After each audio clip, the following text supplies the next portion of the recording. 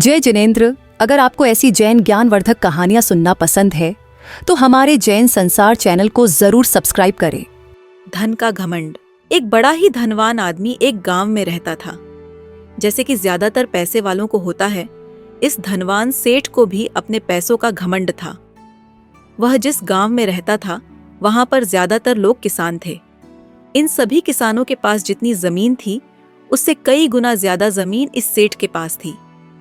कई गरीब किसान तो इसके लिए इसके खेतों में काम करते थे। इसी गांव में मोहन नाम का एक बड़ा ही मेहनती और सच्चा किसान रहा करता था। मोहन का परिवार थोड़ा बड़ा था। उसके परिवार में उसके बूढ़े माता पिता, पत्नी और 3 बच्चे थे जो अभी काफी छोटे थे।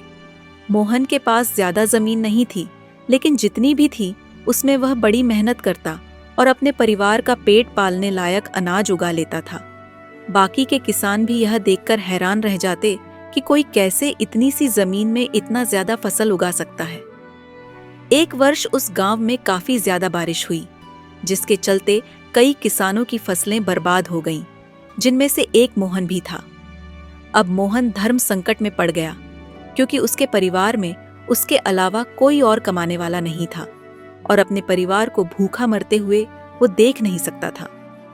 वह जानता था कि इस गांव में अगर कोई उसकी मदद कर सकता है तो वह वही घमंडी सेठ है, जिसने गांव के कई अन्य गरीब किसानों को या तो कर्ज दिया है या तो अपने यहाँ काम पर रखा हुआ है।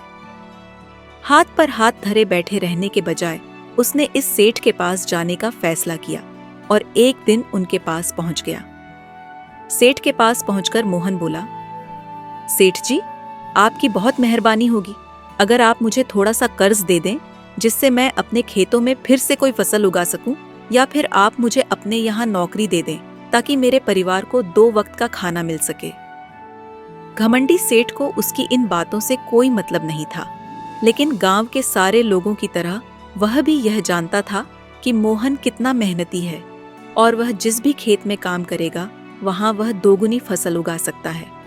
सेठ ने सोचा कि अगर मैं इसे पैसे उधार देता हूं तो शायद यह इस स्थिति में नहीं है कि मुझे वापस लौटा सके, लेकिन अगर मैं इसे अपने खेतों में काम करवाता हूं तो मुझे जरूर दुगना फायदा होगा। सेठ मोहन से बोला, देख भाई, पैसा तो मैं तुझे दूंगा नहीं और मेरे पास अभी खेतों में काम करने के लिए कई किसान पहले से मौजूद हैं, लेकिन तुझ पर तरस खाकर मैं तुझे अपने खेतों में नौकरी देता हूं, पर मैं तुझे इसके लिए ज्यादा पैसे नहीं दूंगा। बाकी किसानों को मैं 300 रुपए देता हूं, मैं तुझे 200 रुपए ही दे पाऊंगा। मरता क्या ना करता। मोहन ने सेठ की शर्त मान ली और उसी दिन से सेठ के खेतों में काम करना शुरू कर दिया। 2 महीनों तक नियमित वो सेठ के खेतों में जाकर कड़ी मेहनत करता और देखते ही देखते 4 महीने का काम उसने अपनी मेहनत से 2 महीनों में ही खत्म कर दिया। सेठ उसके काम से काफी खुश था, लेकिन वह कभी उसे यह जताता नहीं था। जब सेठ ने देखा कि उसका खेतों का काम अब खत्म हो चुका है, अगर वह मोहन को काम से निकाल देता है तो उसके 2 महीनों के पैसे बच जाएंगे। तब सेठ ने मोहन को काम से निकालने का फैसला किया। एक बार सेठ को यह विचार भी आया कि इतना मेहनती आदमी शायद उसे दोबारा ना मिले, लेकिन फिर उसने सोचा कि जब अगले साल काम आएगा तब उसे फिर से नौकरी पर रख लेगा। आखिर इस गांव में उसके अलावा है ही कौन जिसके आगे ये लोग अपने हाथ फैलाएंगे। एक दिन सेठ ने मोहन को अपने पास बुलाकर उसको उस दिन का पैसा दिया और साथ में यह भी कहा कि कल से तुमको काम पर आने की जरूरत नहीं है, अब मेरे पास तुम्हारे लिए कोई काम नहीं बचा है। यह सुनकर मोहन का दिल बैठ गया। पिछले 2 महीनों से कम ही सही उसके बच्चों और परिवार के पेट में अन्न का दाना जा तो रहा था, अब वह क्या करेगा। यही सोचकर उसकी आंखों से आंसू निकल आए। मोहन ने सेठ के पैर पकड़ लिए और गिड़गिड़ाते हुए कहा, सेठ जी, मुझे इस काम की बहुत जरूरत है, मुझे मत निकालिए। अपने मतलब से मतलब रखने वाला सेठ टस से मस ना हुआ। उसने खरी खोटी सुनाकर मोहन को वहां से चलता कर दिया और मन ही मन 2 महीनों की तनख्वाह बचने से खुश होने लगा। अगले दिन जब सेठ सवेरे उठा और अपने आंगन में आया तो उसने देखा कि मोहन उसके आंगन में बैठा है। सेठ ने उसे पास बुलाकर पूछा कि क्या हुआ, तुम क्यों यहाँ पर बैठे हो।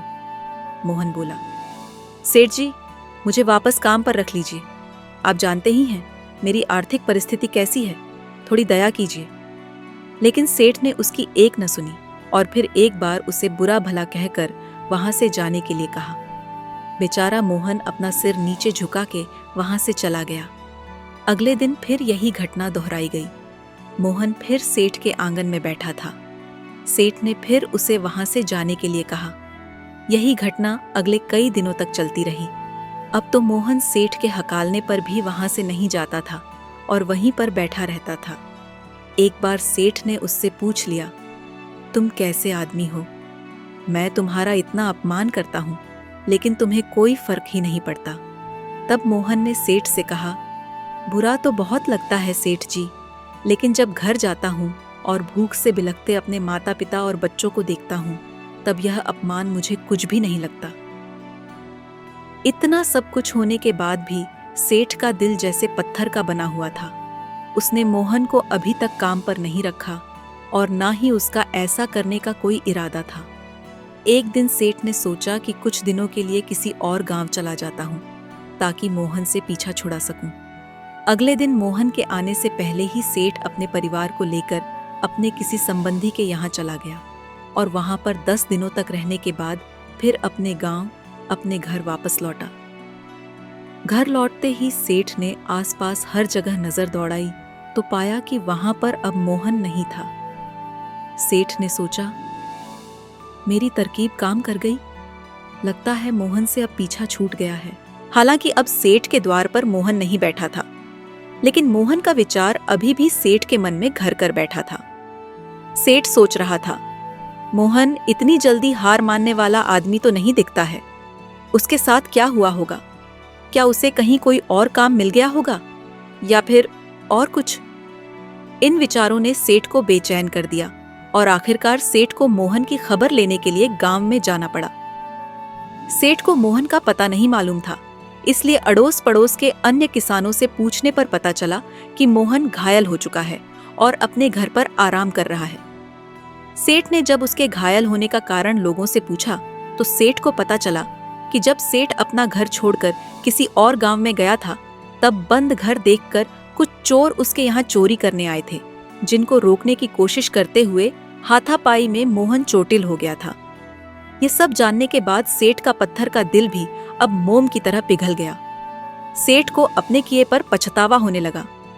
सेठ ने अपने आप को याद दिलाया कि कैसे उसने एक शरीफ और सच्चे आदमी को ज्यादा काम करवाकर भी उसे पूरा पैसा नहीं दिया और जिसको गले से लगाना चाहिए था उसे ठोकर मारकर भगाता रहा।